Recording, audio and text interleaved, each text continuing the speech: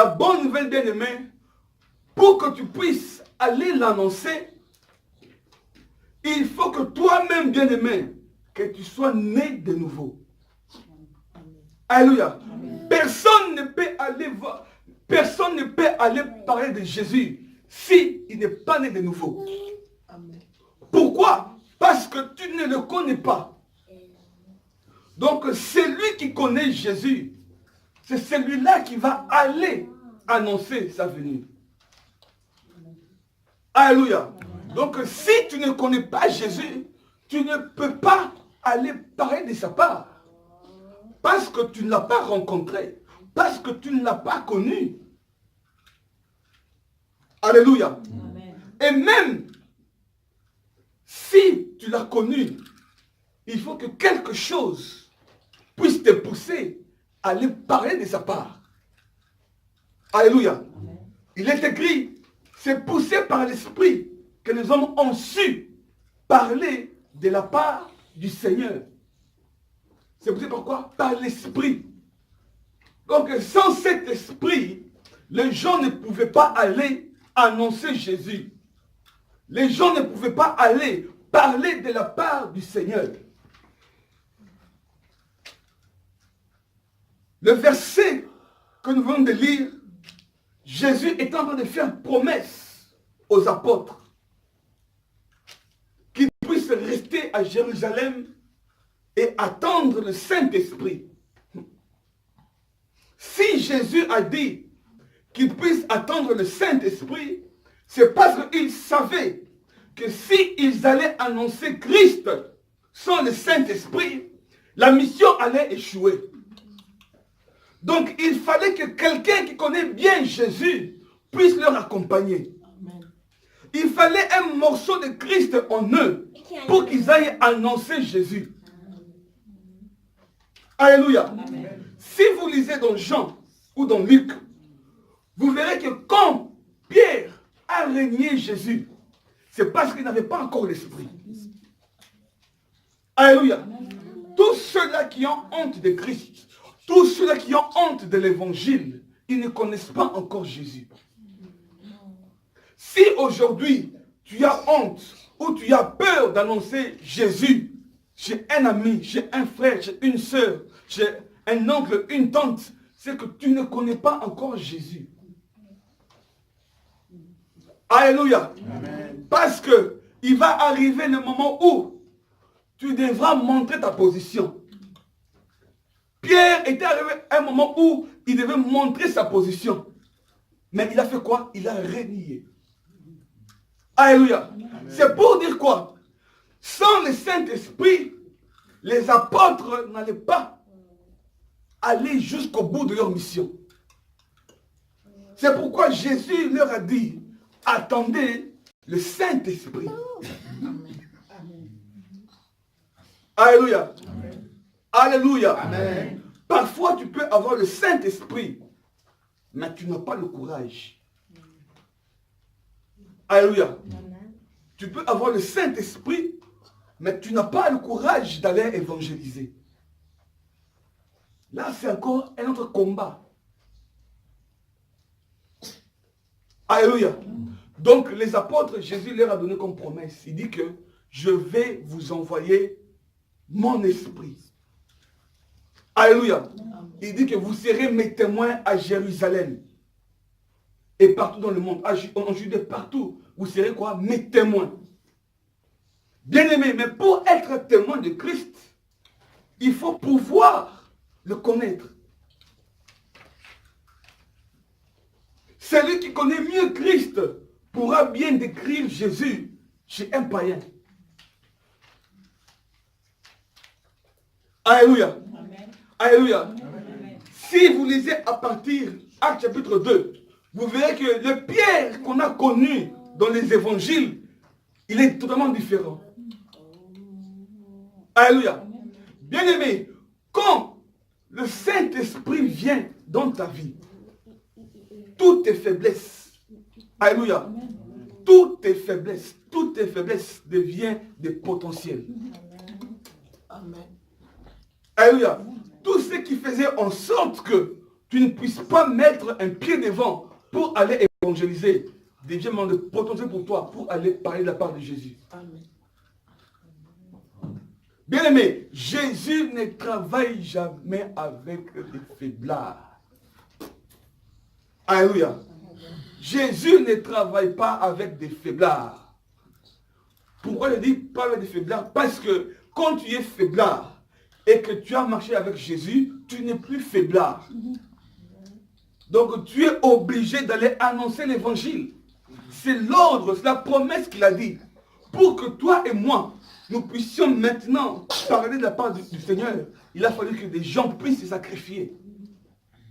Bien-aimé, si tu n'as pas reçu le Saint-Esprit, tu ne pourras pas te sacrifier pour l'évangile. Si tu n'as pas l'Esprit de Dieu, tu ne pourras jamais te sacrifier pour l'œuvre de Dieu.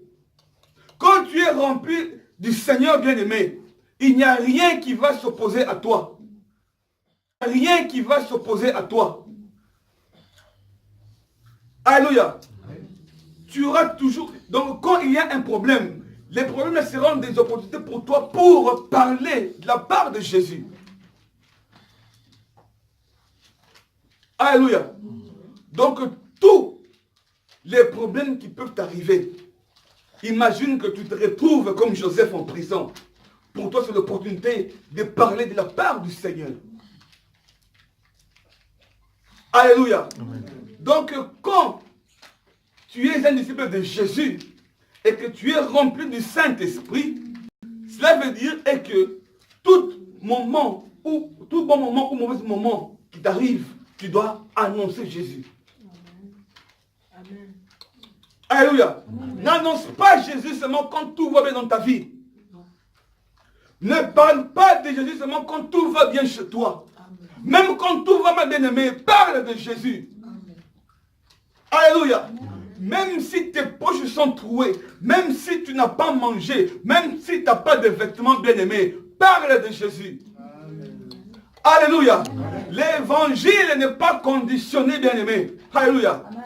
L'évangile ne dit pas qu'il faut que je sois bien, il faut que je sois en veste, il faut que je sois comme ça pour évangéliser. Non, bien aimé. Alléluia. Quelles que soient les circonstances que tu peux vivre, à tout moment, bien aimé, disons, va annoncer, va déclarer, va proclamer le royaume des cieux. Alléluia. Alléluia. Si celui-là, il attend que Dieu le bénisse pour commencer à évangéliser, bien aimé, il a menti. Alléluia.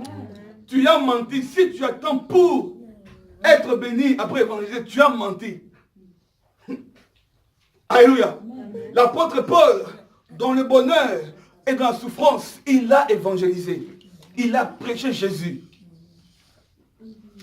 Alléluia. Aujourd'hui, bien-aimés, nous prêchons Jésus seulement quand on sait que notre église est bien.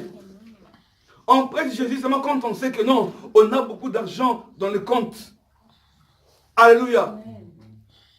L'évangile se prêche même quand tu n'as rien, même quand tu es vide. Même quand on te dit que la police vient t'arrêter, bien-aimé, tu vas prêcher l'évangile. Alléluia. Alléluia. Amen. La Bible déclare, quand les apôtres ont été remplis du Saint-Esprit, Pierre en premier est sorti. Alléluia. Amen. Il est sorti, bien-aimé. Alléluia. Amen. Donc c'est pour dire quoi?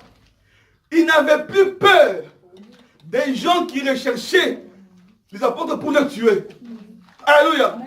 Parce que l'esprit qui était en lui l'avait convaincu.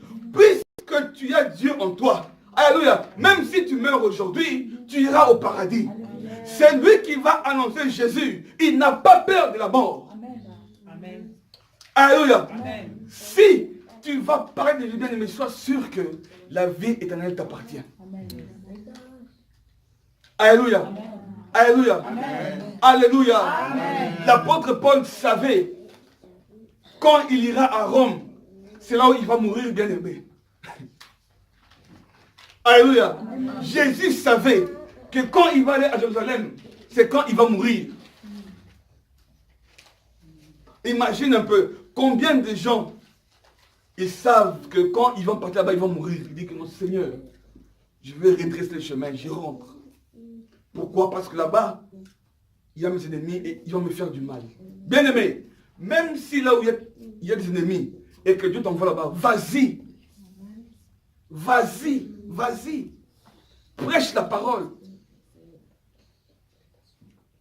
Alléluia. Amen. Alléluia. Amen. Donc, un disciple de Jésus, c'est celui qui affronte les situations. Alléluia. Amen. Même quand il voit un président, la première pensée qui lui revient, c'est de parler de Jésus. Alléluia. À chaque fois qu'il arrive à un endroit, pour lui, c'est l'opportunité de parler du Seigneur. Il ne faut pas que notre entourage ne sache pas que tu es un envoyé de Dieu. Alléluia.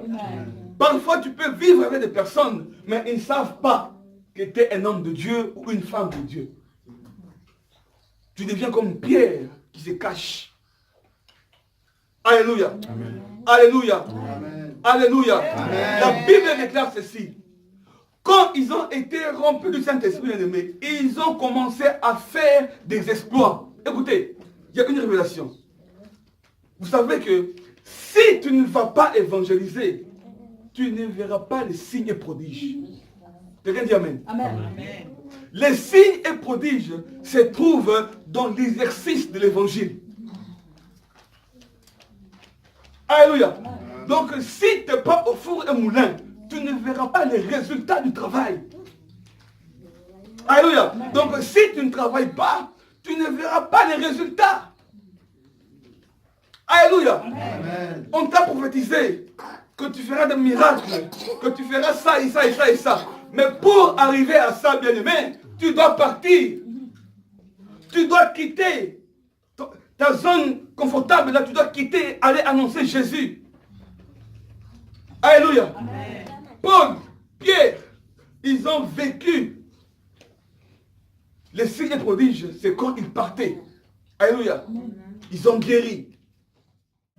Et pour qu'ils soient guéris, il faut aller leur parler de la part du Seigneur. Il faut qu'ils entendent.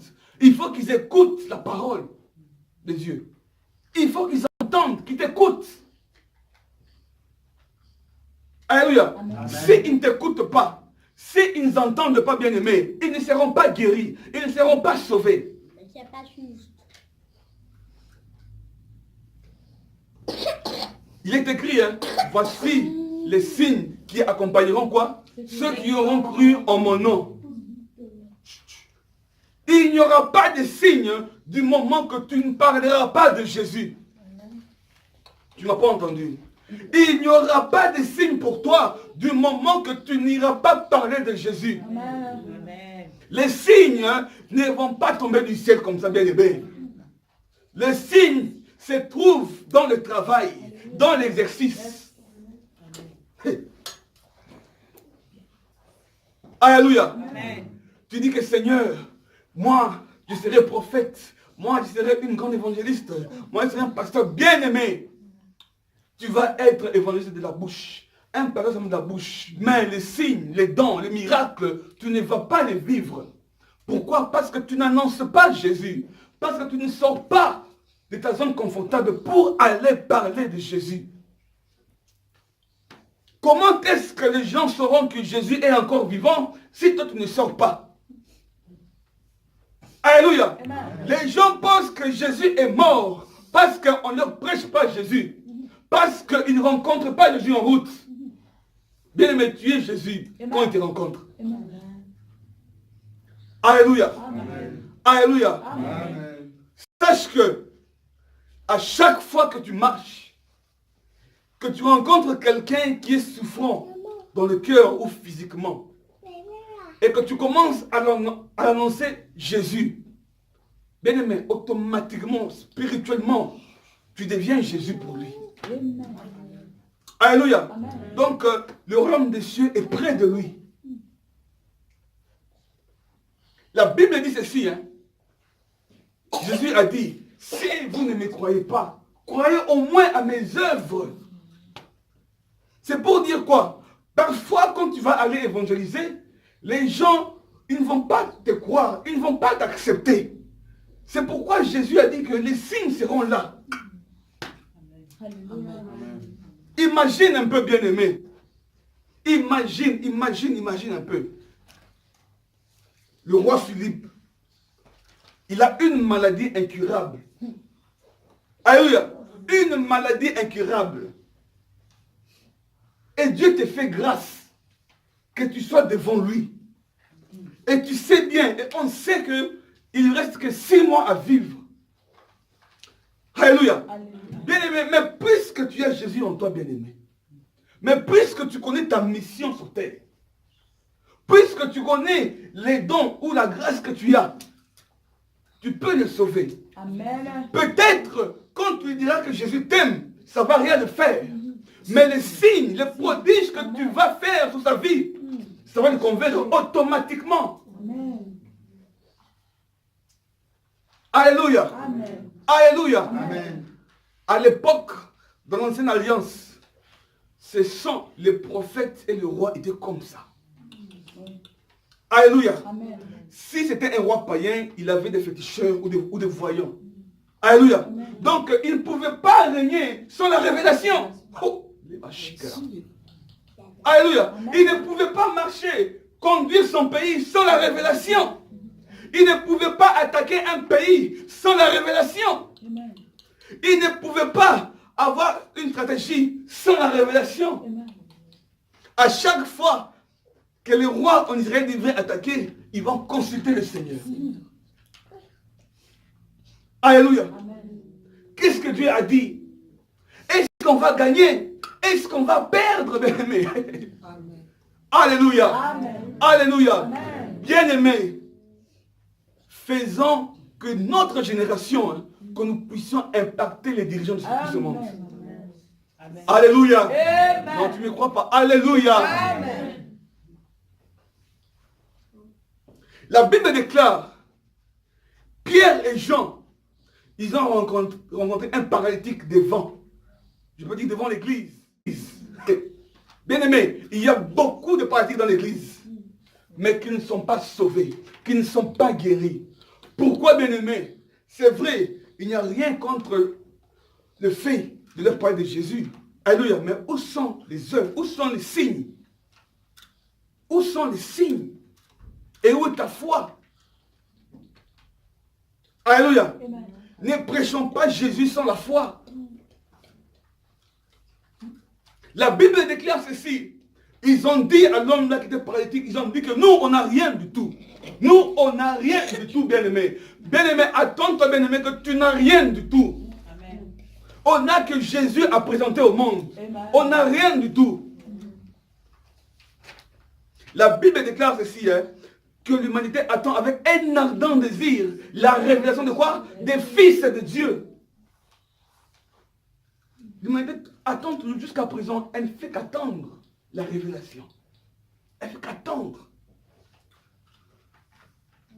Il a aussi dit que la moisson est grande, mais il y a quoi? Mais il y a peu d'ouvriers. Il y a peu d'ouvriers. Peu d'ouvriers. Pourquoi? Parce qu'on ne va pas annoncer Jésus. On ne va pas évangéliser. Comme je dis au début, ça signifie la bonne nouvelle. Alléluia. Amen. Tu annonces à un frère, à une sœur, Jésus est vivant. C'est déjà la bonne nouvelle. Alléluia. Amen. Jésus est vivant. C'est quoi la bonne nouvelle? Il n'est pas mort. Il n'est pas en Israël. Il est vivant. Tu l'annonces, tu l'introduis. Peut-être quand il va entendre, bien aimé, il va dire, ok, ce sont des charabia, ce sont des mythes, c'est la religion, bien aimé. Maintenant, il faut maintenant le prouver que non, qu'il est vivant. Alléluia. Amen. Il faut le démontrer qu'il est vivant. Alléluia. Amen. Ne me montre pas ta foi sans œuvre. Alléluia. Il ne faut pas que ta foi, qu'elle ne puisse pas être sans œuvre. Où est ta foi avec œuvre? Alléluia. Amen. Ne sois pas, bien-aimé, un disciple charnel qui ne croient même pas à ce qu'il dit. C'est pourquoi parfois, on n'arrive même pas à impacter quelqu'un. Parce que tout ce qu'on dit, hein, c'est charnel. Alléluia. Amen. Alléluia. Amen. La Bible déclare, avant que Jésus puisse partir, avant qu'il soit élevé dans la gloire, il est écrit qu'il est resté pendant 40 jours avec eux. Alléluia. Mais ils n'ont pas été, mais ils ne sont pas partis évangéliser. Pourquoi, bien-aimés? Ils n'avaient pas encore reçu la capacité d'aller parler de la part du Seigneur. Mais aujourd'hui, bien-aimés, toi et moi, on a ça. Maintenant, qu'est-ce qui t'empêche? Qu'est-ce qui t'empêche d'aller parler de la part du Seigneur? La fin va arriver quand la parole de Dieu sera prêchée sur toute la surface de la terre. Mais du moment qu'elle n'est pas encore prêchée, bien aimé, on est encore sur terre avec vous. Alléluia. Amen. Alléluia. Amen. Alléluia. Amen. Beaucoup de monde pense que Jésus est mort parce qu'ils ne rencontrent pas des gens qui viennent leur parler de Jésus. Alléluia. Amen. Alléluia. C'est un devoir individuel d'un chrétien d'annoncer Jésus. Alléluia. C'est un examen, c'est une obligation pour chaque personne qui a reçu Christ dans sa vie, qui est né de nouveau, qui connaît le Seigneur. Il sait, ok, voilà l'opportunité pour moi d'annoncer Christ. Combien de fois tu as eu l'opportunité d'annoncer Christ, mais tu ne l'as pas fait? Alléluia. Peut-être que tu l'as fait, hein, juste en passant. Mais tu n'es pas entré en profondeur. Alléluia. Alléluia.